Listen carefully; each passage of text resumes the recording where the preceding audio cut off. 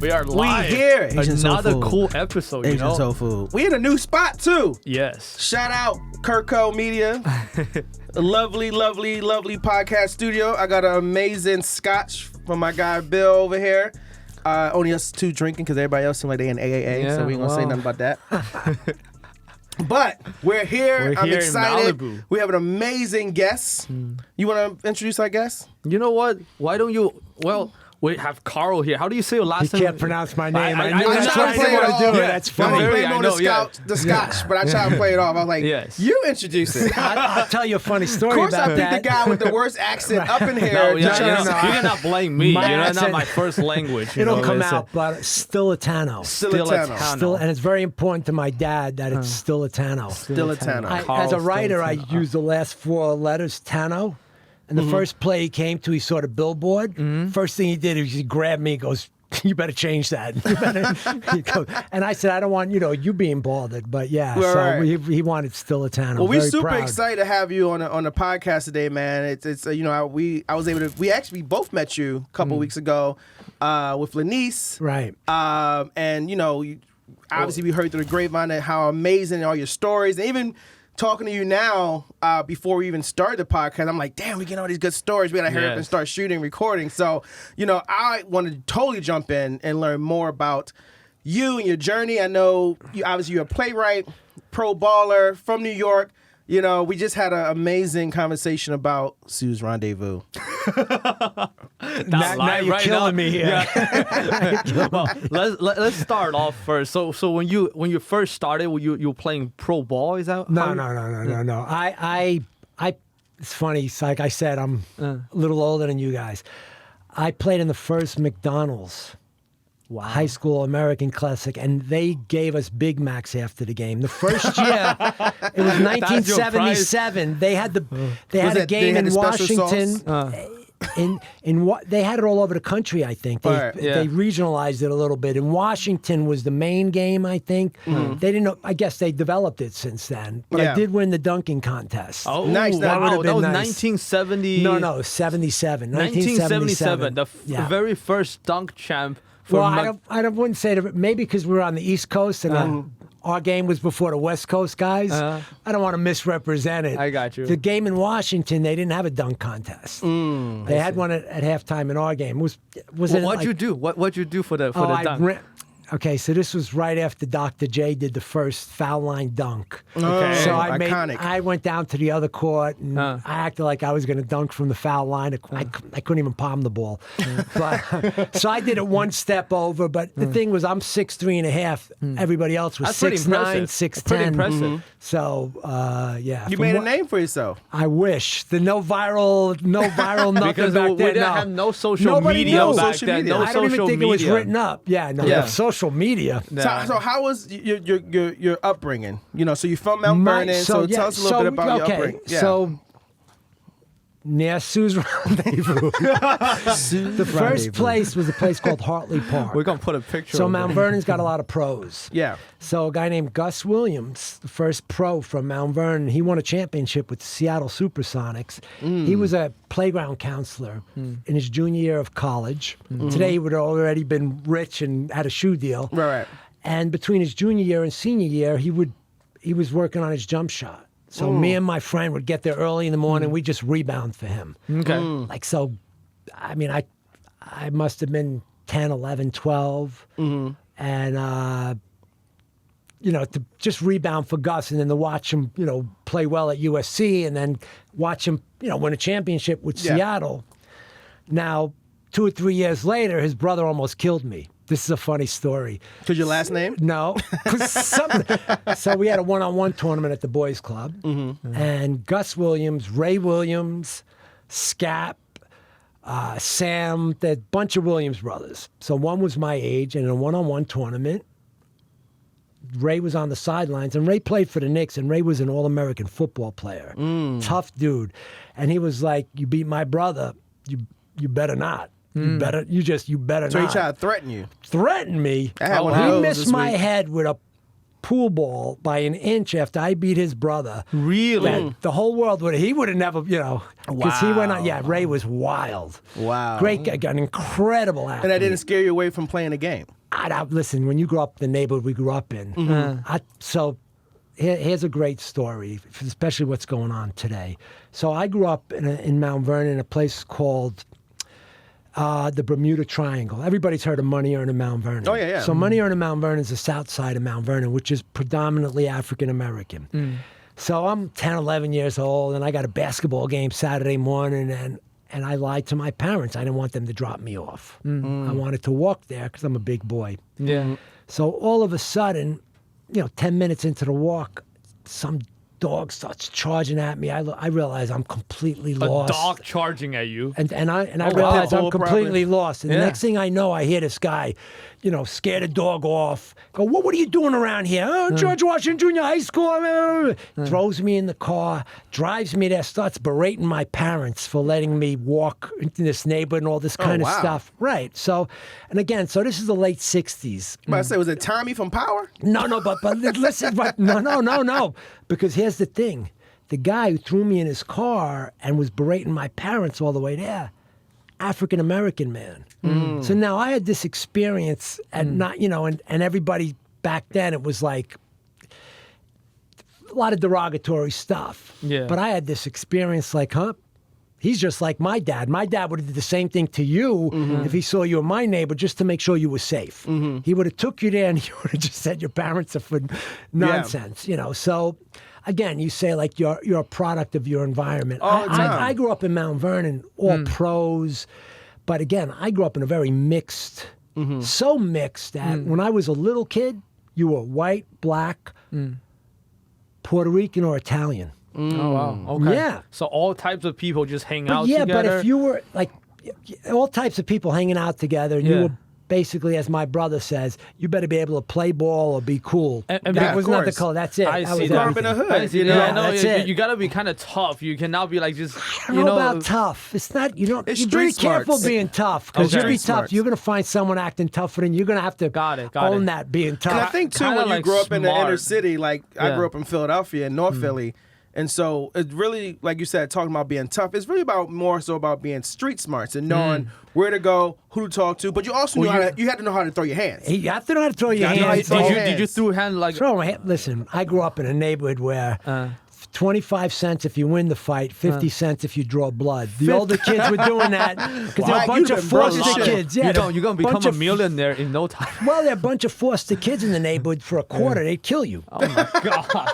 They'd Like kill slit you. his throat, 75 cents. So give me a cool 75 cents. Cut his foot off. Right. Wow. Listen, but God was even. So, I was always the smallest kid in the class until I was from 14 to 15. I went Yeah. from like 5'4" to 6'1". Oh, wow. And I'm Okay. 6'3.5" today. But you're Italian, so you know Oh, how yeah, to... no. But here's what you had to know. You had to know who just got their ass whooped at home because Okay. that dude's coming out for blood.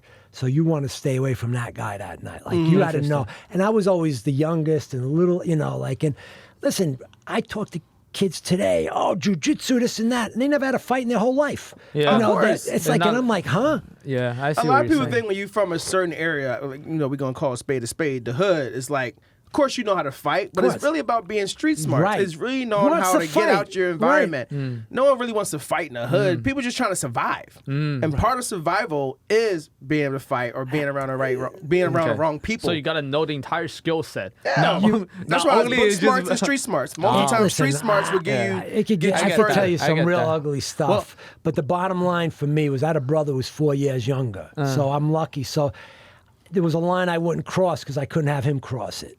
And this is a weird thing about I look the same today as I did when I was 8, 9 years old, my face. Like, so I had a I kind of kinda look. believe that, by the well, way. but I have a kind of look. That's why I was that- getting a suit but I got rendezvous at lucky. like 12. No, but I got lucky because in my neighborhood, Nobody if you were check his little, ID.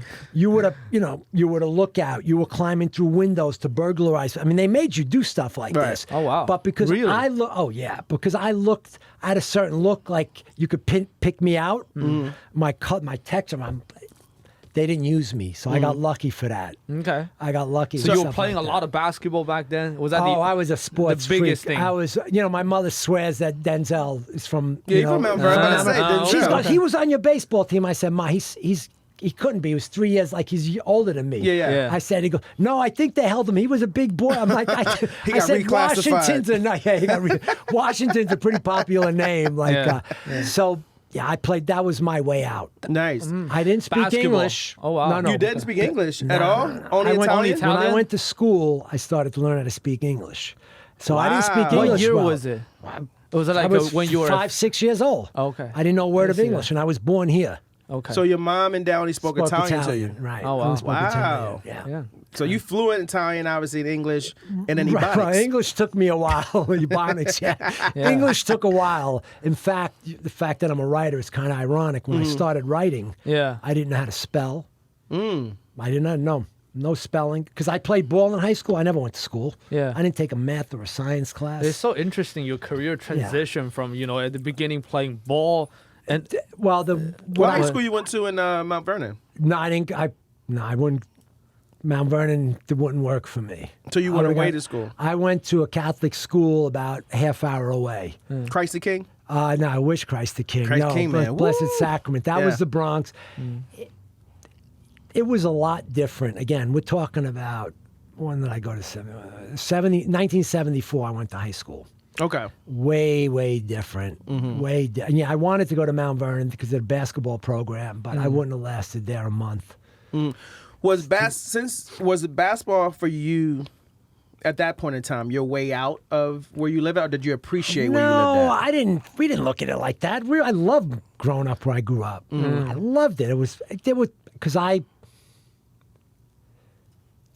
You ever hear? Oh God, am I going to tell this? In my neighborhood, you ever hear of Vietnam Blackjack? Yeah. You've heard of Vietnam Blackjack? Yeah. Okay. I work in What's that? entertainment. What's that? I've never heard So of that. Vietnam Blackjack, if you lose the hand, you got to snort a line of heroin. Okay. All right. And if you win the hand, Somebody else. you get to go as far as your courage allowed with the girls that were playing the game. Oh. Their girls were 17 to 19. You know how old I was? 11. That's because you had a face like that. No, that's because they made you do it. The guys in the neighborhood who kept, again, watching seems the like a world fun change. game. Yeah. When would basically heroin that shifted everything when guys came back Well, from and that Nam. also, you said in the 70s, 80s, so you was in, that's New York. I was where a teenager in the crack 70s. epidemic happened from Mount Vernon to Harlem, right? That's kind of in that same era? What happened? Say that again. Where the crack epidemic happened. It's funny because that happened later on. That Back was in the the late 80s, 80s. right? Late Late 80s. 80s, okay. Late 80s. And late 80s. And that was a weird. See, at the beginning, when we that wasn't a party drug. Just was not a party drug. So you couldn't do anything on that. All right. That I had no interest in something like that. I looked at stuff like that, like that's crazy. Like that was like the beginning of the end for me. Like, but the 80s was so incredible and a whole nother way So of how life. would you say, in the product of your environment, from now basketball, learning English, college? Did you go to college? About 6 of them. 6 And that's I had okay. a problem with authority. Okay. I And then you- was not mature enough. No way, no how. I can Did tell you you like it stories at about. all, or- I loved it. Listen, I almost went to. I played some intramural games with Tony Gwynn. Remember Tony Gwynn, the baseball player? Yeah. Picture him, 165 pounds, lightning quick. Oh, wow. Division I point guard. He was incredible. It's hard to imagine him, by the time he got big and one of the best left-handed hitters to ever play the game. I like so many stories from back then. I played at Rucker Park. But this was the nonsense that guys like me used to do. If you had a name or if a pro would come, you'd want to kill them. So what? They'd leave and they're still pros, and you're Yeah, no, you gotta prove survival. Yeah, but Yeah. you didn't prove I got anything. you. Yeah. How has that, turned you as you going through your timeline from that product environment, dealing with that? Did that change you as you kind of grew up? Well, what happened was, and I'll never forget this. I remember when I got into the arts, and my parents live in Westchester. I'm in the city, so I'm driving back from Westchester. I'm going to an acting class. I just started. And What age were you at, by the way? I was like 32. Okay. Okay, so okay. Crazy transition at that age. Yeah, that was crazy transition. Playing some ball before, right? I owned nightclubs right before that. My ball playing days not ended, but the aspirations ended at 23 when I got scoped. I got one of the first scopes, and that was a whole nightmare. But so I'm at this traffic light, right? And I'm sitting there, and back then you had guys, homeless guys trying to, but it was raining, and this guy still wanted to wipe my windshield. It's kind of funny. They still do that right now. And all of a sudden, the skies opened up. It stopped raining, and it was like the sky opened up, and the light shined right on. To my left was Yankee Stadium. Okay. And I looked at that, and I realized, I'm like, wow, that used to be my passion in life. I got lucky. I found another passion in life. But I'm like, God, thank you for giving me this passion. Yeah. I'm not going to screw this up. I'm going to be different. I was very arrogant as a kid, to protect yourself. Of course. I was scared. Sure, yeah. And also with the environment. Oftentimes when everything, people are Immature. arrogant, it's more about insecurity. Fear. Yeah. Yes. Complete fear. Like absolute complete fear. And I'll never forget that. But I could use that arrogance today because a lot of arts is self-promotion. Yeah. And it's incredible how I've changed. I used to say this all the time recently.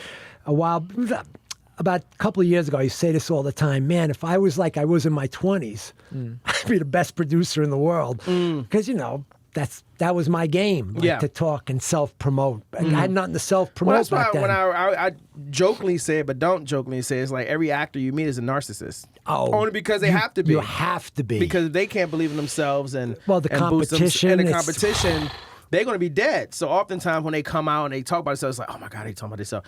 That's an actor. They are walking fucking billboard. But it's because they just got that flattering phone call too. Think about it. Every positive call in Hollywood, you got to call back. there's 30 people that are depressed that day. Oh yes, yeah. Because there's one guy who's getting it, and 10 guys who thought they were going to get it, and 20 guys who lied to themselves that were going to get it. Yeah. No, yeah. I mean, they go through 4 or 5 tests with producers, and that's a whole different stress. And then to find out that when we went another direction, it then beats down on their It's tough. self-conscious. And It's stuff tough. like that. You say back then you were super arrogant or like Super arrogant.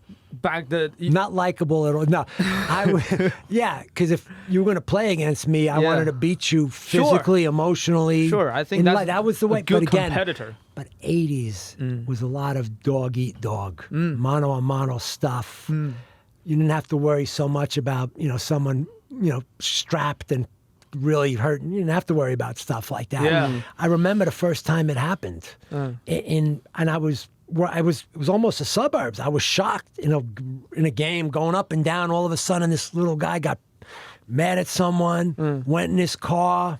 All of a sudden, Pulled out a gun. pap, pap. Oh. You hear? He shot it straight in the air. Yeah. Wow. And it was Swartz like Park, real, North Philly. yeah. They used to do that all the time. Swartz Wow, Park, North yeah, I Philly. mean- Damn. So yeah, you play in this basketball court. Gotta be So very. do you feel like the arts was your saving grace? Absolutely. Oh my God. And what made you want to jump into the arts? Was it something that drew you? Was it the acting? No. Or, 'cause obviously you started writing later. So, in the mid '80s, I walked away from my life. I walked away from a wedding, and Wait. I know. But you're Wait, not wait, going to wait, blaze yeah, over yeah, that what's shit. that? Hold We're on. gonna What definitely you mean you talk walked about away that. from a wedding? I walked. So So Look, I done how dropped my old were you, coaster. by the way? I want to kind I'm of understand. 16 years old. I'm 15 years old. I walked out of my house. I turned to my right, and I got hit by that thunderbolt. I fell head over heels Wow. over someone. And I started walking towards her, and I couldn't believe it was my neighbor. Because over the winter never she saw- wore a coat. I saw her all the time, but she Coat developed. came off and she Every said, other "Hey." kid right now, and I was like, I was literally. So we'll fast forward 10 years later, You right before.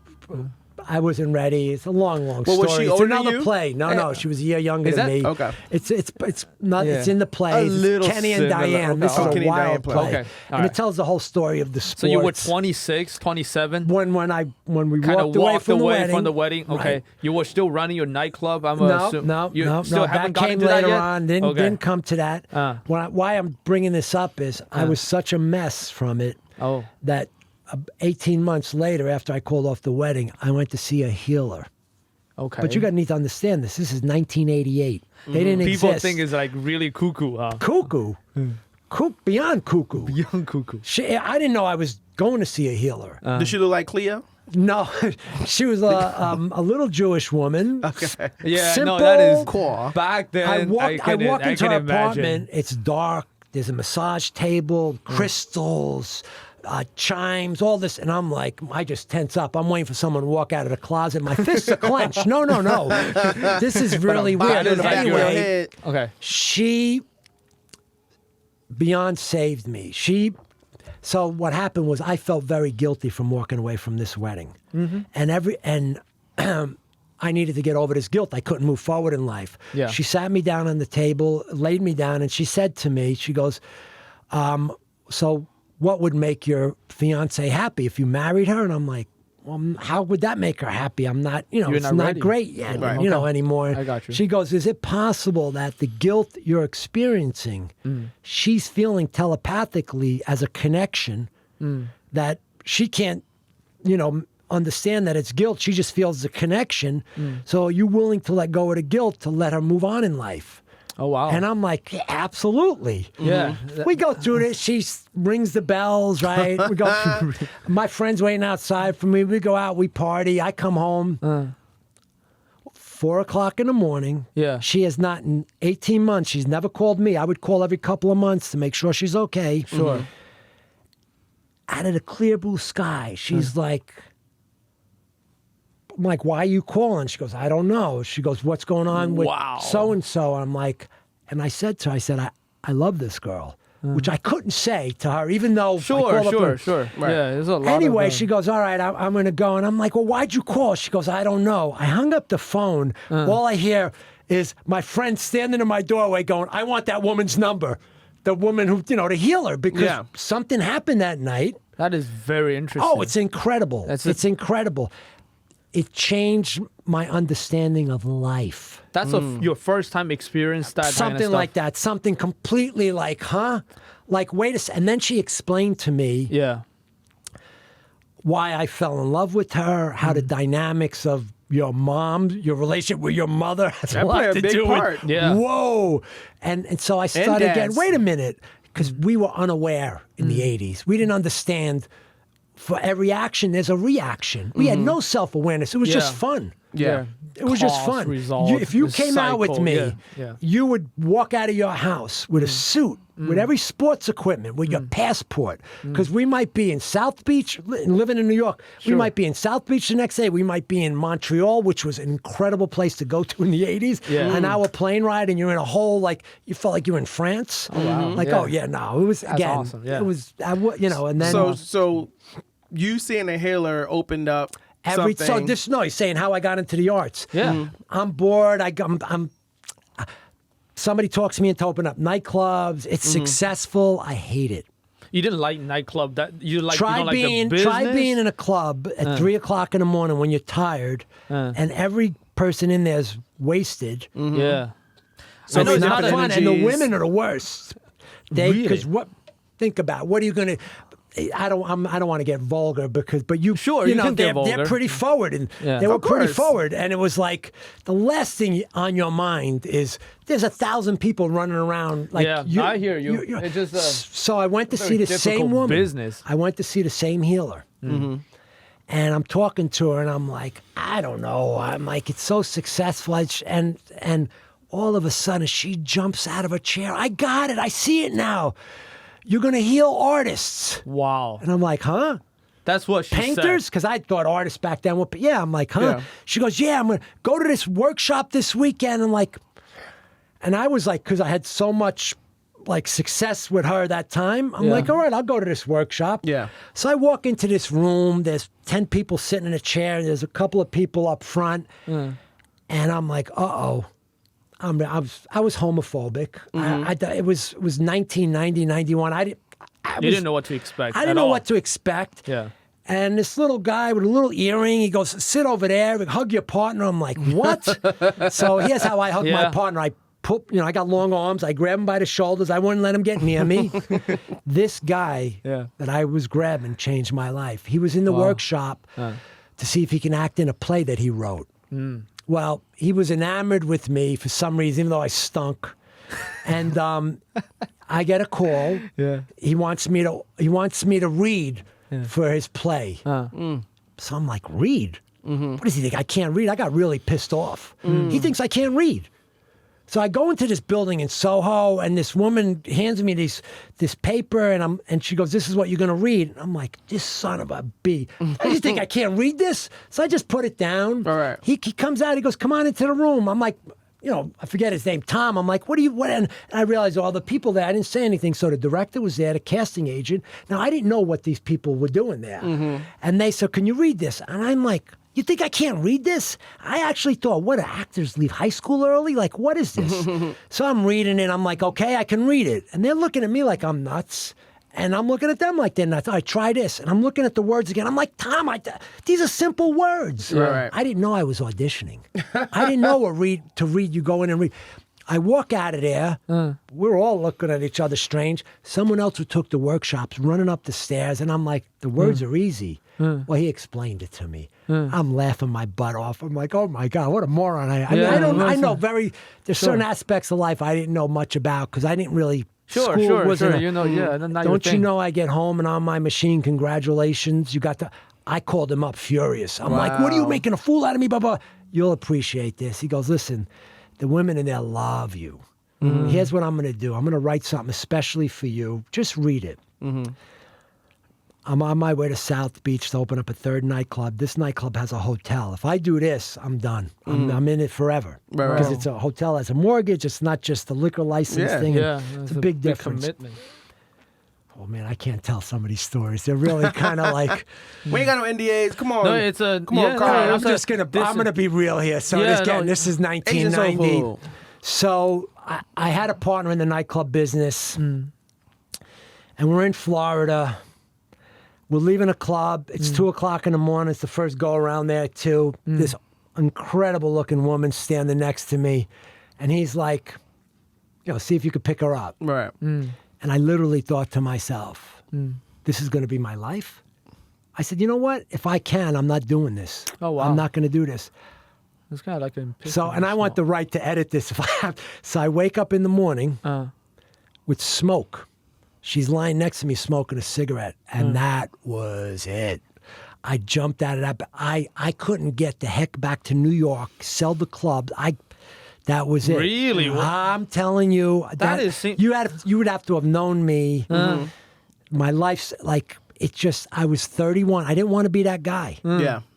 And I had an incredible, I didn't want to be that guy, that old guy hanging out. I just didn't want to be that guy. Yeah. Even if I was good at it, I didn't want to be that guy. You were pretty good, I'm assuming. And you were super good. You run a nightclub. It's like you said, when you grow up a certain way and you got to get what's what. I can see that. That's what it's about. I understand that. That's what it's Owning about. a club is, I know a lot of club owners, and oftentimes, club owners, they get burnt out. Oh, they see the same people, the energy. And half the time you're in the club, half the girls are paid to be there.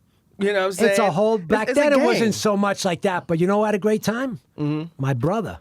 Of course. Oh my God, did he ever? It's funny. It's just that you're responsible for all these people. There's fights. But also at 31, you probably looking at, like you said, this can't be my life. I think I didn't want it to. men, I did it for 10 years. I didn't want it to. And I was a bitter jock. Bitter.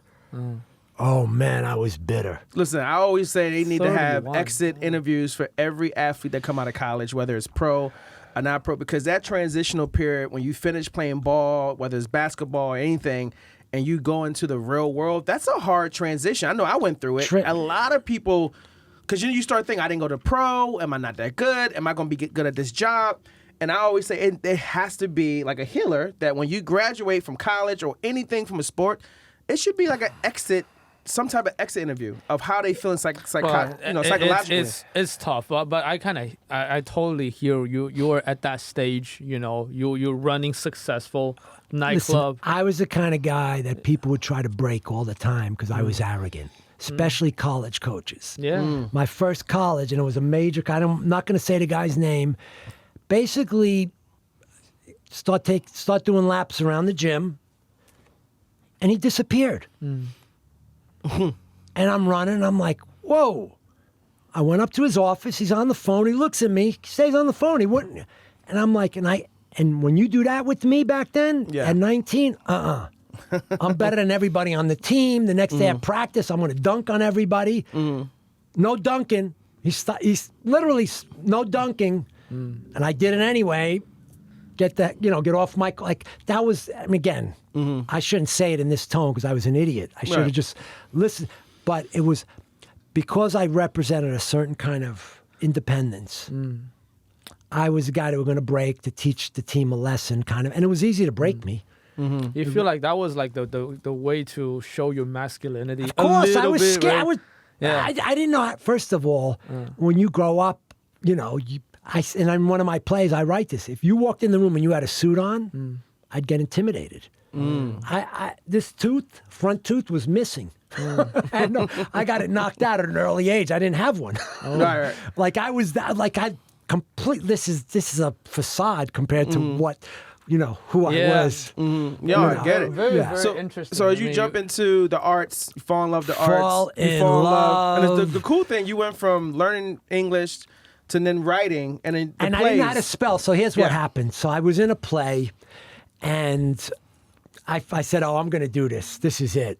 I had enough money from the clubs to live. I didn't have to go to work for a couple of years. I'm going to study for a year, go to Hollywood, and be a movie star. But not in a way that, like, I make it sound easy because I loved it and I was willing to work really hard. I was taking 4 classes a week. Then I went to a play for the first time in my life. I was in one before I saw one. Okay. And my brother was like, "How is it?" I said, "Pat," it was called Distant Files. I'll never forget it. 2 guys sitting on top of a rooftop talking about racism. And I'm like, I could do that. I grew up in Mount Vernon. Like, this is... And my brother, I said, "Boy, I wish I could spell," I said to him, or I'd write a play. He goes, "My computer has spell check." I went there the next morning. He left for work. He comes back. I thought it was lunchtime. It was 6 o'clock at night. I was at that computer for a good 9 hours. Wow. So I thought it was 3 hours. After, and you just had that was it. inspiration. And I knew that day. I got rid of my TV for the next 6 or 7 years. All I did was immerse. Really? I knew nothing. I didn't know. I like Ernest Hemingway. A guy like, who's Ernest Hemingway? Like, I knew nothing. Okay. I knew nothing. So I studied it. I fell in love with it. Most people would want to go into something, if they want to transition into art, into something that they kind of know, right? Know a little bit, right? Most people would do that. Because of the nightclub business, I had connections. I could have got parts in movies. Yeah, no, that's what I was thinking. I could have had an interesting part in Malcolm X because, I fell in love with the writing, and I knew I just wanted to write a play. Like, how am I going to ever write a play? I barely graduated high school. I really didn't, but I got a degree. Study everything. Oh, everything. Restarted everything. Yeah, that's pretty tough. One thing led to another. I made a couple of movies, but then I always wanted to be the playwright. For some reason, and eventually, that's all I did, and that's what. Like now, what we have transformative plays.org, a little promo. Of course, transformative plays. Well, the play you read. So I write plays for myself. The guy's angry. Yeah, that was me. The guy's angry. I can tell a little bit. I'm like, okay, there's probably a little bit about. There's a monologue in there. You'd love it. The guy is in love with football, and he thinks that his dad's. He was his coach, and the reason why he didn't play is blames his coaches, just like me in basketball. But he has this monologue about studying film and taking that first step. And I might not be the biggest or the fastest, but if I take that first step, and the first step is the right step, because I studied film and I know that flank left and I know this, and you could see how much he loved it. It's like you'd read this and you'd be, let me go back and do it one more time. Like, it's kind of I love Fly Eagles Fly. I mean, I think. Oh, you read it too? Yeah, of course. I mean, we amateurs up here. No. I asked him. It's funny because I asked Donovan. Incredible producer, good guy, beyond. I said, listen, I'll come, but they got to read something, or else I don't. And then I started thinking about it, and I like both you guys. Anyway, well, I met you. I mean, listen, either it flows or it Mike doesn't. is, wacko. But I thought about that, because then I never mentioned it even today. I'm going to come regardless. I mean, but I'm really glad that you did. Doing the wellness and entertainment and plays, and that's the first thing. And working, that's obviously draws into my business with dealing with writers and actors and directors. Is the first step of just creating is taking that first step. And oftentimes there are writers that didn't go to film school or anything like that, and it's just, for example, Sylvester Stallone. Oh yeah. I mean, that's the best story from him writing Rocky, and he couldn't read or write, and hardly graduated. Right. Obviously he got. I think he got nominated for an Oscar, but he didn't win it. Yeah, he got. He had a passion for that. Rocky's an amazing storyteller. movie. That was a great story. I love Chuck Rocky. Wepner. I mean, it's from a real fight. Like, listen, my confidence when I got into it. It's interesting. It's just work ethic. Because I grew up with two parents who had nothing, came here, met, had nothing, and, through work ethic, gave us everything. Me and my brother felt like, even though we grew up in it, we felt like we had everything. Of course. Yeah. That's the good parenting of it. The work ethic, very, very important, right? And then you learn the entire thing. You wrote. Is that the first play you wrote? No. That's like right up. So I wrote 5 plays. I taught myself how to write with 5 plays. This is a play I wrote after I learned how to write. There's 5 plays before and 5 after. Okay. And, this is funny. This play I wrote a couple of years ago. And I developed it here in Malibu. We had readings in the old, we'd have Crystal Store. So this was fun. People would come, and I didn't have a title for it at first. And the first title, Head to Toe. Remember, he loves her head to toe. Yeah, right, head to toe. Yeah, I remember. But Fly Eagles Fly, it should be Fly Eagles Fly, because I'm a Philadelphia Eagles fan. Yeah, head to toe is cool. Were there any inspirations, like, as you were starting to get into playwriting, like being in New York? Did you go to any Broadway plays? Interesting. One of the greatest playwrights ever happens to be African American. I love him.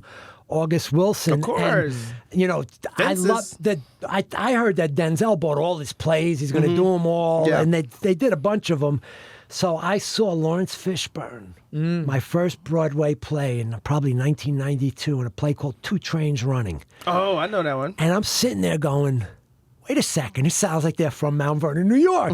Because, it was Pittsburgh, Pennsylvania. Yeah. And even Fences, when they made I'm like, this is in Mount Vernon in the 60s. Yeah. Like, it's the same as Mount Vernon in the 60s. And August Wilson I read every single one of his plays, a million. He's underrepresented. Oh, for sure. Beyond amazing. It's funny because I have a particular play that I want the HBCU schools to do. Okay. That it would be like, wait a minute, and like, no. And no, like, forewarning, like, oh, well, this is usually done by, no. This is what I mean about this nonsense. Like, it's all one. Yeah. It's all one. Like, but August Wilson,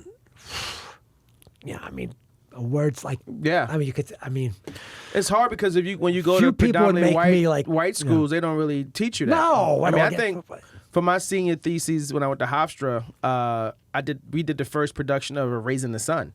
Oh wow! And they Pete never did that on Broadway. Yeah, they never did it at the school. They did everything from Cats. Right. You know what I'm saying? Hofstra, no, come on. I know Hofstra, forget it. Yeah, and we did Raising the Sun. That was my senior thesis. I produced it and I acted in it. And it was amazing. We sold it out. You know what I mean? And everyone was like, we never heard it. It was so sad. Be careful telling me you acted before. No, be careful. Back in the day, I had a little thespian in me. But, you know what I mean? But, so it's great, like you said, the work ethic of taking the first step. We always talk about that even as an entrepreneur, like you being a playwright. That's, it's really about taking this first step because so many people are scared. Yeah. It's funny to take the first step. It's like a baby. And I'm hesitant because I'm one of those, I can't not complete something.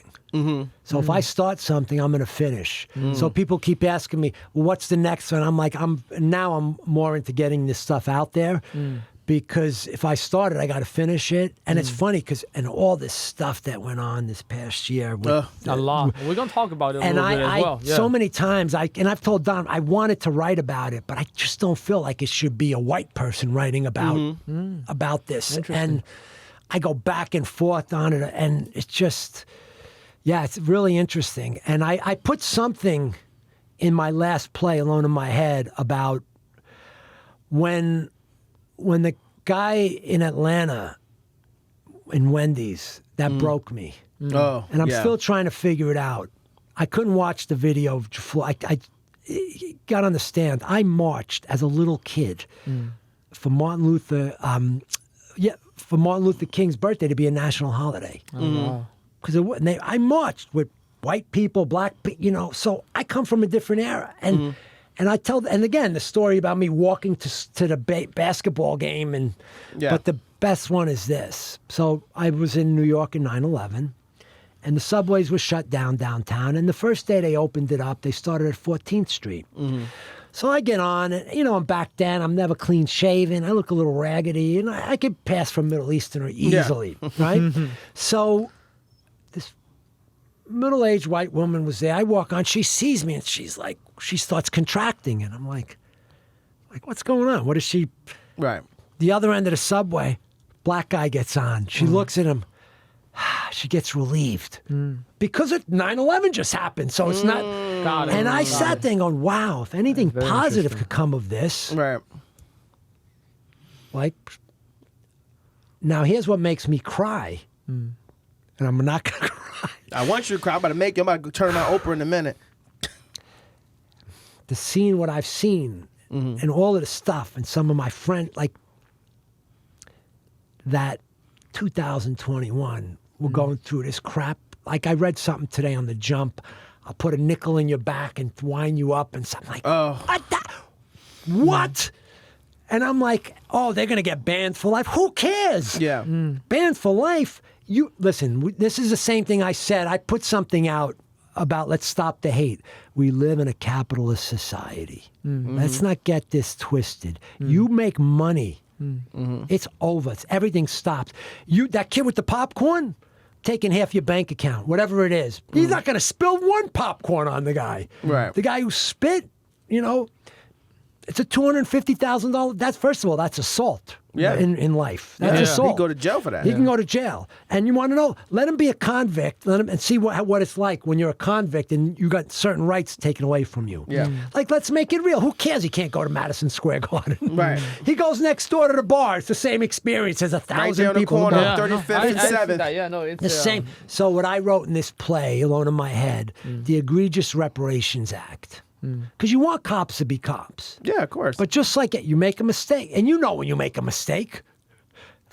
35 seconds, not 30 seconds, maybe. 35 is a mistake. 8 minutes, you're done. Yeah. You are done. You're done. Yeah. You become a servant to that family for the rest of your life. Yeah. Every dime you make, the only sunlight you see is to make that family money. It won't happen. You're saying that your The Egregious approach, Reparations Act. your approach is more on the capitalist. That's what we live. That's what we are. Yeah. What would hurt you the worst? Yeah, no. Taking money from you.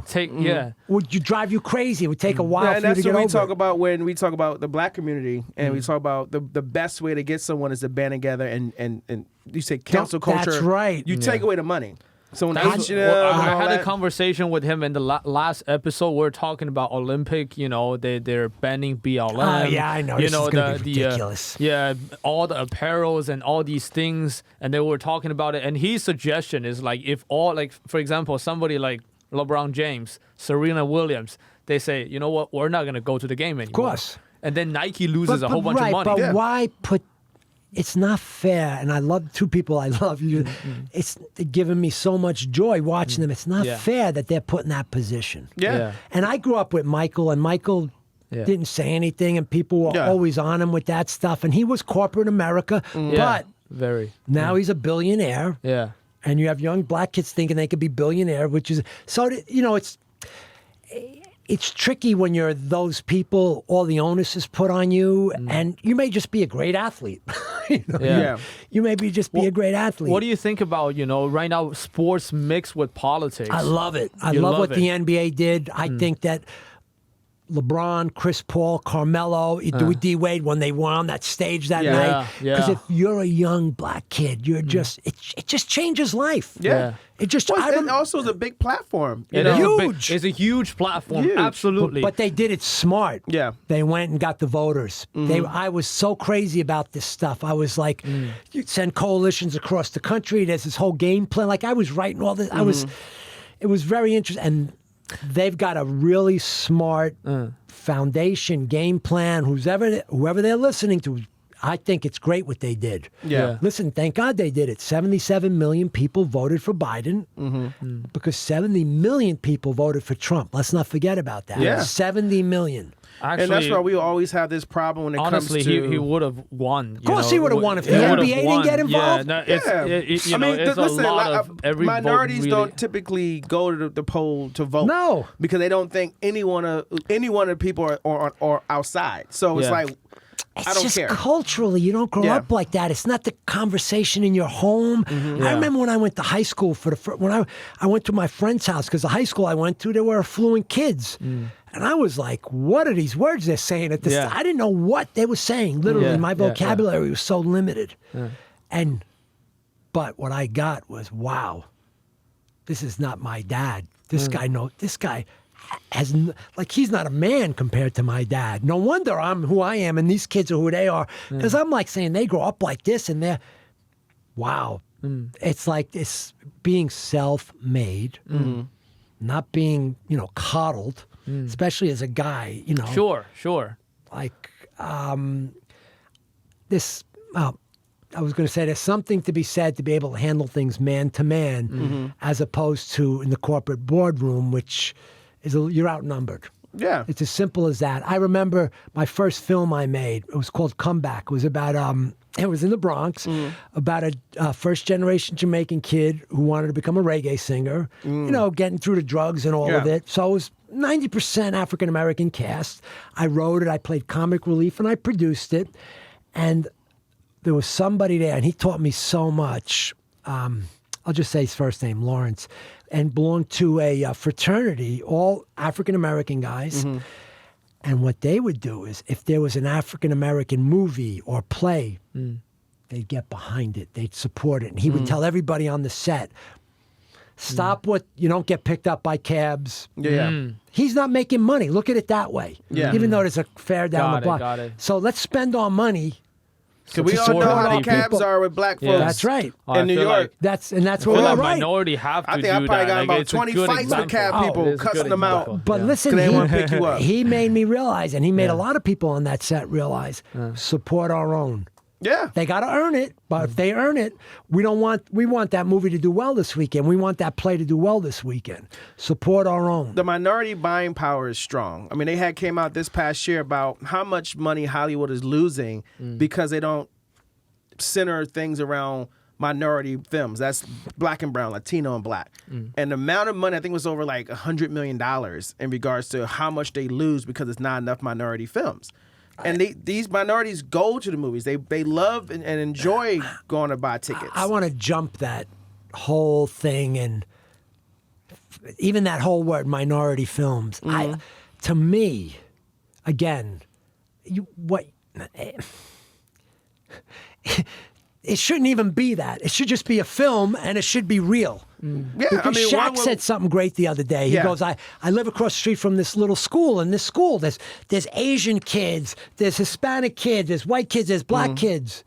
You think they fight with one another? No. Only if one wants the same toy. Like, they don't know. We make them like Of that. course, yes. But this stuff with minority films, that also starts to create... So in one of my plays, I'm big about separatism. There should be none. Any kind of separatism in any way, shape, or form, and you got it with skin color, religion. Of course, sure. But how are we different? We're not. That's the whole point. We all do the same bullshit. Right. We Divorces. right, that same girlfriends. thing. So what I would like to see people get more behind, and this is the thing like with HBCU schools. You go, instead of just giving someone food, you teach them how to, grow food. So what I want to create was, like Donovan, a filmmaker, a filmmaker. So that's why there's an off balance. Spike Lee and John Singleton, like, you realize you only named 2 people in the whole world. Like, you kidding me or what? We need 30 of those. Like, and you want to develop.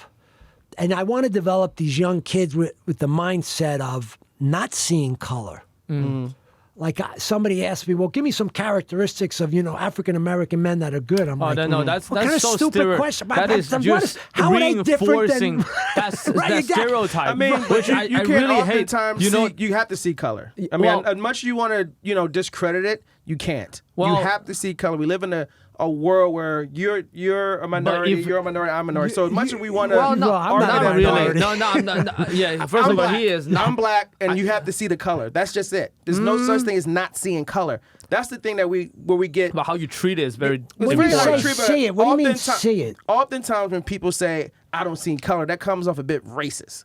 You know what I'm saying? So when you have to really digest when you say, I don't want to see color, because then you're almost disconnecting from what it really is in front of you. So you have to see color. That's just kind of what the But world if you is. don't if you grow up a different way, it's hard to. I totally see his approach. I No, I agree with you understand. more. I understand what he's agree with saying. you I more. agree with him because your ass don't see color either. No, so my what point I'm saying is is this. you cannot. I said this say one that. thing to him before. I said right now, because we only have not many black billionaires, so every time we say, oh, Jay-Z or Kanye, But what did I say? Why we don't have Hold that? on, yeah. And right now What's we have the word, to say, Mike? we have to say what's the black word, Mike? billionaire. Why do you say I'm curious? What's the word? Why What's don't- the word? Systematic racism. Oh yes, I was going to Yeah, say no, this goes for back to sure, the for sure. '60s. I was going to say that goes back to the '60s. I agree with that. I'm just saying that if we have 30, 50, 100, then we're gonna drop that word from the title. Right, of I think course. that's well, the we goal. live in a capital society, and that's the All right, goal. So I'll give you an example. Yesterday, was it yesterday? I had to go over the hill into 1,000 Oaks to get some tires. Mm-hmm. In my mind, I know who's working there, changing the tires and Mm-hmm. doing all that stuff. I go there now. You got all these white suburban kids with sleeves, back yeah. pieces. I'm like, huh? Again, I haven't been out in a while. I was like. That I notice Yeah. because these kids were in Ivy League schools last year. They dropped out and now they're doing this, which is different than what it was 10, 15 years ago. Right. Yeah. It's like, but when you say seek, but again, when you grow up, like you just don't, when I grew up, when you say seek, look, I knew if I was in the South Side, I got to be careful. I could get jumped. I got to Right. be careful. Yeah. And I got jumped just like those guys would get jumped if they were in certain Right. neighborhoods. Sure. But it never mattered. It was about that guy. It wasn't about them. Right. It was about that dude. And mean, I New could York tell was- that dude and I could tell who that dude I is. mean, New York was a melting pot too. Huh? You know, it was a big melting pot. So you live with Puerto Ricans Oh, yeah. and Norricans and all that. But when I mean seeing color, I get like you being in Mount Val, me being from North Philly. Right. But we talk about the masses, right? When you talk about people who aren't from those environments, and they go, I don't really see color. It's like, Well, of hold course on, you don't, hold because on. you grew up in All a right, certain area. let's say I didn't know you before, all right? So it's the first time that we meet. Do you want me to treat you as a black person But or as explain a that. Explain Explain that. No, that's explain what you're that saying. mean. All right. Now you got to explain that. What the 'cause fuck right- that supposed to mean? All right, let me explain that, right? How I like to approach this is I want to see you as a person. I want to understand But your what's the value. difference of me hold being on, hold black on. and Let me being a person? let me finish this first, because what you just said, you said you gotta see color, right? Isn't that what you said? So this is very different, because if I see, all right, you as a black person, then there's a lot of stereotype in my mind. All right, this guy, have to come from It's certain. called racism. Yeah. that's essentially what you're saying. That's what it's called, you, Mike. That's what you said. But I don't want to see people that way, bro. but I do not want to see So people listen to that me, Mike. way, bro. I get what you're saying, but I'm trying to help you here because this is a podcast. I don't want nobody to come for you. Yeah. Except for me. All right, sure. I'm down. I'm good When for you some- said, if I see you and you want me to treat you like a black person, what does that mean? No, you want me to explain to you right now? Yeah. Because you just said If to I me. say, if I see you, you want me to treat you like a Chinese person? Then you gonna be I like, do what not want that. But I do not want that. What does that But mean? what would that mean? What Yeah, would that that's what I'm trying to entail? How could I explain. treat Yeah. you like that? Like, You what would I they bow were or something beforehand? I mean, Yeah, no, they Yeah. were something No, the like that. No, for real, for real. Yeah. Then you were you're essentially Yeah, reinforcing that No, stereotype. let me. you know? Can I say something? Because I think, me personally, I had to understand my presence, my size, because if it's late at night and I got a hoodie on and I'm going to walk towards a woman, she's going to flip out. I'm 6'3". I'm not small. I'm not clean shaven, the whole Right. bit, whatever. I mean, and consequently the same way. If someone starts walking at me and all of a sudden he picks up his pace, hey, to me, I'm telling you, I'm not seeing color. I'm seeing an energy, and that's the way, because of, again, the way surviving on the streets. Yeah. Because, there were plenty of white kids that kicked my butt, and like, and like even ugly bullies. living in New York, living next to Dominicans and Puerto Ricans, I knew they were Hispanic, but I still treat them as still my brother. Yeah, so no, what I'm saying, same. When you say like, when you trying to explain like, how do you want me to treat you? It's the same way if you treat a white person. It's just, I'm black, he's black or Italian, you're Chinese. So it's no difference because you're Chinese or I'm black. Like, how should I treat you? It's like, no, what's up? We should treat each other the same way. Right, it don't matter That's color. why we shouldn't see color. You're just respecting the cultural difference. Oh, okay. Like, I'm respecting you as a Chinese man. What you said right there, it's more like, okay, I gotta see color. No, I don't want to see color. No, it's respecting. We should teach our kids. Me and my brother used to say, we used to laugh. So you got a daughter, first date. Big boy walks into your house. Is it going to be because he's big? And I'm not saying what color he is yet, but big boy walks, and it's your daughter. Yeah. The way you grow up, you cannot tell me that if he's Asian, you're not going to feel a little more comfortable. Yeah. And that's normal. You're and right. that's the first thing we got to establish.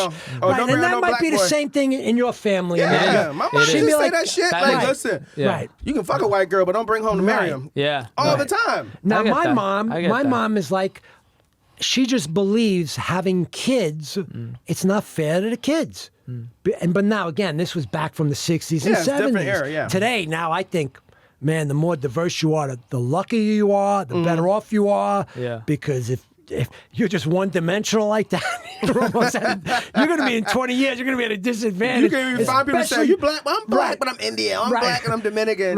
So I get it. But it's better. But you're right. Diverse, it is taught from generations. Because even now, when I say, like, how does a kid know how to call someone an N-word? And it's 2005. So it's like, interestingly enough, with the clubs in the late 80s, early 90s, all of a sudden rap music started hitting the suburbs. I'm in front of my club sometimes, and I literally couldn't tell what somebody was. And there's this like little white kid from the suburbs trying to have all swag and some. What year was that? Kind of 90, 91. Was that the year of the Wigger? Oh, dude, no, that was a lot earlier. Was that earlier? Oh, God. I went to school with a bunch of those. I didn't know what that was. It's funny because we played ball, and one guy on my team, this was football, semi-pro football, and he had, tight white, but I mean, I guess he could look, he's so white, he could look albino. And all of a sudden, and he was a big dude, he was ferocious, Jimmy. And people started screaming that word out to him, and we're like, what the hell is that? So let me get this. So this was 87, 88. That word started coming out, and we didn't even know what it was. It was funny. We're playing football, they were. That's what we're saying. Get the Wigger. The Wigger's outside. And that's I thought because he was fast or strong or something like that. Didn't even think. Yeah, and I mean, it's funny because even the people, even those who were, as they say, acting black, right? When it was the white guys, they call them Wiggers. Yeah, and then it was like, oh, it's cultural appropriation. Oh, okay. That's what it is. This was just because he looked that way. We didn't even know it, and he would flank out Wiggers outright. They were just the word they. Again, in 1990, it wasn't bad. Yeah. And I went to high school with that. A bunch of guys were like, oh, Kevin. Oh, Kevin Kevin's a Wigger. It's like because he hung around mostly black guys. He played sports, and so he was cool. And it's really just them. It did come off as like, okay, you're trying to cultural appropriate, but it's also them respecting and wanting to be so much like the culture. It came off a little too much. So it was at that time too where it was very mixy. I didn't really take offense to it. I just always thought like, all right, cool. So cool, you know how that happened? Remember what I said in high school? Like that father who had no character, and that's where kids grow up. Like I took on my father's characteristics. That kid you're talking about, the young Wigger, that means he grew up in an environment that he couldn't find himself. Exactly. He couldn't find himself. So when you were around all this culture, you're like, oh my God, it was like K-pop, all shades. I think if we could flick a switch and hit that TV and see society in 20 years, again, I want to believe this. I think it'll be like that. The race is so I'm 18% this, 32% that. It is already like 50, that. It's like that now. Listen, like that. I'm from Southern Italy. I'm 6'3.5". Yeah. I got ups. Have you get have it? you done the Yeah, 19? We think my Italian brother black. did. We think Of course. Italian black Yeah. already. Yeah, yeah, Of course. So, and Are you again, Italian? Or you black? right, yeah. right, and then what's wild how Italians kind of took pride in it. Some of them, like it's Yeah. an interesting. Again, I don't want to say all the time where I grew up. I grew up on the East Coast. Yeah. Very different. Like it like when I saw Do the Right Thing the first time. And, Oh, I love that movie. One of the brothers, was racist and one wasn't, I think, if I remember correctly. Yeah. Well, it was just about sport. Rocky Marciano, Muhammad Ali. Yeah. Like stuff like that. Like I didn't grow up in that neighborhood. My neighbor was Muhammad Ali or Joe Frazier. So that says like sports. Sports. You could I'm from Philly. It's real big sports. So it brings Very. people together. Yeah. Now I could also say I went to the South once. And I didn't feel comfortable. Interesting. I think living in the didn't feel South, people comfortable. love the South is cheap. It's Right. beautiful to buy a house, Right. but it's still very 30, 40, 50 years Dude, in the if past. I There's so felt much like trauma down there. Off the tree, I felt the vibration again. Now I also, I was a kid in Mount Vernon. I saw a lot of the best athletes May I ask not you a make quick it question? because of. What do you think the biggest problem with millennial is right now? I don't think I'm like qualified to even. I want to say being a victim. I hate when. I just not Interesting. And I'm not saying it's not self-serving. I had this conversation with my nephew last night. He's 22 years old. I'm not a victim. I said no, but the tone in which you represent yourself sometimes. He was talking about his mom didn't let him play football in high school. And I'm like, I was right behind that. Blame me too. Like, not that I had any say so, but. Yeah. And I said, and that wouldn't have made, and you making it sound like that's the reason, like, well, what does that mean? Yeah. Like, well, and I said, don't be a victim. I'm not a victim. I said, but the tone in which you're using that. Millennials. I don't want to, I don't like to group people into this. So passion, purpose. They could use a lot of that. I would say I agree with Well, you. I think oftentimes yeah. millennials, I'm part of that group. We often don't forget and we bring things up to our parents where we blame them for stuff like, well, you never let me do this, or you never did this. And it's like, we also understand that what I learned and went through counseling was that parents aren't perfect. Oh, You no know, way. my mom had me at 25. She had my sister at 21. Yeah. She was a kid herself. Yeah. So when they teaching us, Yeah. they only just doing what they can know, right? I kind of, yeah, for and you, sure. And you have to kind of, sure. as you get older. I tell kids this all the Yeah. time. There's a reason you're born into that household. There were lessons you had the possibility to learn. You may or may not learn in this lifetime, but there's a reason. And when a parent's perfect, my parents were incredible, but they were absentee. I left when the sun was up, came back when the sun. I could have did anything. Yeah. The Vietnam Blackjack was played. My parents are sitting out in front of the stoop, 20 feet away in an alley. They had no idea. 'Cause I would have had a Vietnam blackjack with a belt. I came home like that shit. No. Listen, no. I could not. You know what the threat was for me?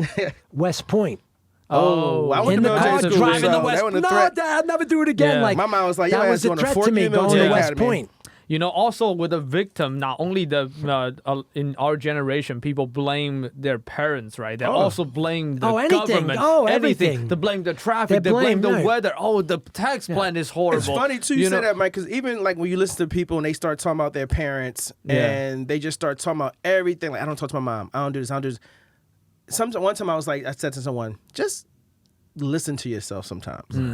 Because life, coming out of pandemic, we get one dad, we get one mom, and you can talk about all the stuff they didn't do or what they shoulda, coulda, wouldas, and the whoop-de-whoops, that's the black term, whoop-de-whoop, you know what I'm saying?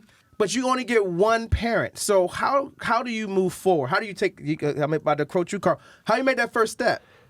You know what I'm saying? You got to make that first step to like, you can't forgive and never forget, but it's like, we got to get over certain things and know how to gravitas our energy. I'm gonna give them a lifeline now because you're also growing up in a time frame where the leaders are so flawed that there Sound are like New no York up in leaders. here. There literally are no leaders. You know, who do you follow? So Yeah. millennials, they're like, well, you can't tell me anything because look at the world you created and this and that. I mean, It's interesting. it is, but it doesn't matter because you wake up and you got to do. And What's It's the as one simple as positive? that. What's the one positive things you would say about the millennials? The one positive thing I would say about millennials, Dun, dun, dun, dun, dun. again, I don't think I'm qualified. You know, I'm a Everyone has opinions. Come double on. your age. I did write about a millennial. I wrote in a play Sky. But he's. I'm trying to think of something positive about him. His heart. He's trying to You know think what? so Sensitivity.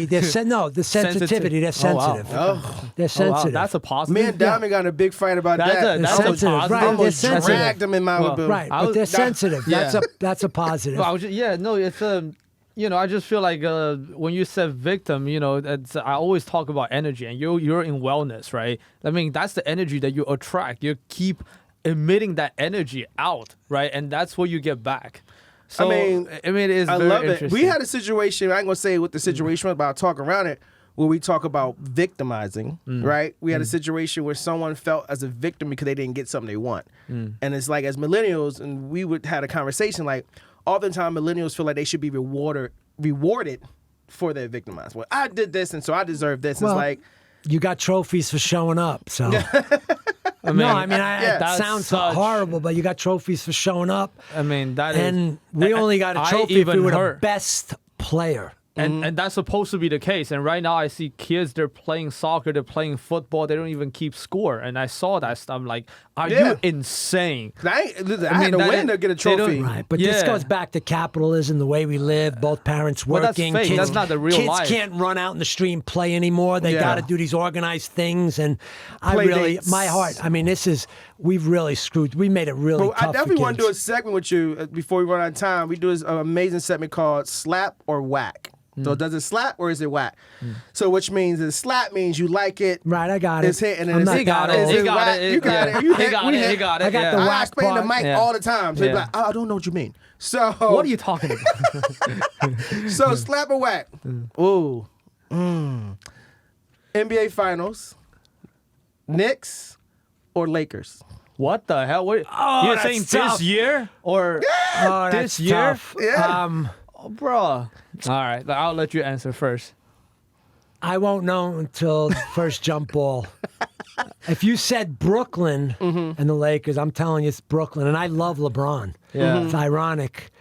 But the Knicks, just the storyline of it, oh my God, that would be New York insane. is Just back. to see That'll Madison be- Square that- Garden. yeah, that'll be I'd so have much to, fun. Have to, That'll be so I'd know much at the fun. jump ball. Like I wouldn't know until the jump ball. They I gonna respect get- both teams. I respect the But do you Knicks. They gonna think lose the Knicks too. slap this? Obviously out in the playoff, but do you think as an organization they're slapping or they whack?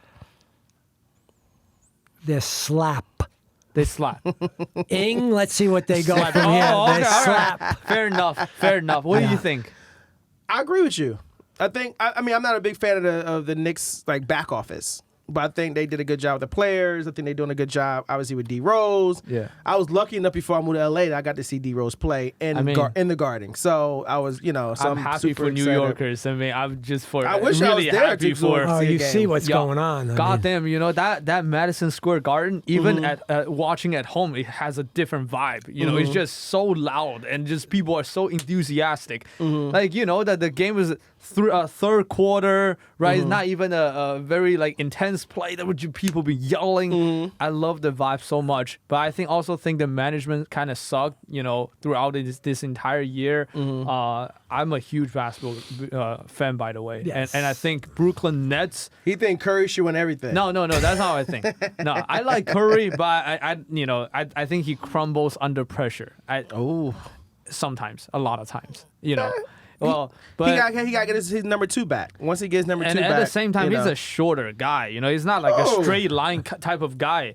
Curry ain't that short. No, I'm saying that how he plays, he's like okay, I see he what has you're to run around. He cannot just pull up in front of 2 people, not like LeBron, not like Luka Doncic, just go straight line. It's very different. So Okay. give him the credit. Next one I got for you. Yeah. This is a New York thing, so you may not understand this. You may too, but slap or whack, chopped cheese. I have no idea what that is. I don't know what that is. A chopped cheese? You never had that? It's know like what that is. it's New York version of a cheesesteak. You Yeah, get at the no, bodega. I don't. I seldom eat out. Almost never. Okay, so we're In gonna 20 switch it. years now. A hero, Wow. or you been to Philly? Oh yeah. I know Or a what you- hoagie? No, a hero. Yeah. Oh yeah, a hero. Yeah, I grew up with heroes. You kidding me? That's all. Every day, a hoagie. It's a little. I gotta get you. I'm That bringing a real you- hoagie. you I'll get you a real Yeah, hoagie. is that the Mediterranean thing? Is it not? A hoagie's No, just is a it? little sloppier than a hero. It is. That's It's all. a Just a little hoagie- sloppier, but they're both good. They're both good. I think like a I got hoagie is you. like more like vinegar, oil, Yeah. onion. It's like meat Yeah, is a like little this. more sloppier, And yeah. hero's more like a little more. It's cute. Yeah. I got Well, I you. grew up eating heroes. Yeah. First time I moved to New York in college, I went to Coliseum Deli. I'm not familiar with that. It's on Hempstead Turnpike in Long Island. And I was like, "Can I get a turkey and cheese hoagie?" They was like, "Where the Right. fuck you from, bro?" Right. I was like, "Philly." He was like, "No, we say heroes in New Heroes, York." And yeah, I was heroes. like, "What?" I don't know how to Wedges, say that. heroes, I don't know how wedges, to yeah. say that word. You know, What, hero or hoagie? Hero. Yeah. You see Mariah Hero. Carey? She has a whole song, "A Hero." That's not the same thing. Why could It's not a even hero, spell the same? Is that the right? same? It It is doesn't spelled spell the the same same, way, right? right? Yeah, it's spelled the same way. Really? Oh, okay. I didn't know that. I would assume. I mean, I don't know how sandwiches became called heroes. Who knows? Yeah. I mean, that's Yeah, yeah, yeah. interesting. Isn't it like a Mediterranean thing? Yeah. maybe? Right, So- I don't so- know. Yeah.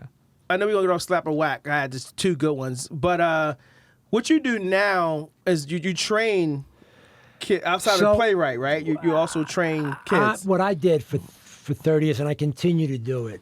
I call it I help people self-actualize. Like I just make people better, whoever it is. And again, I just say one thing. I'm not saying I'm good or bad, but I care. I really legitimately care about people. And if you have a purpose or a passion, I'll support it 1,000%. And Nice. yeah, and again, the sports bat. Listen, I love, that's something different. That's,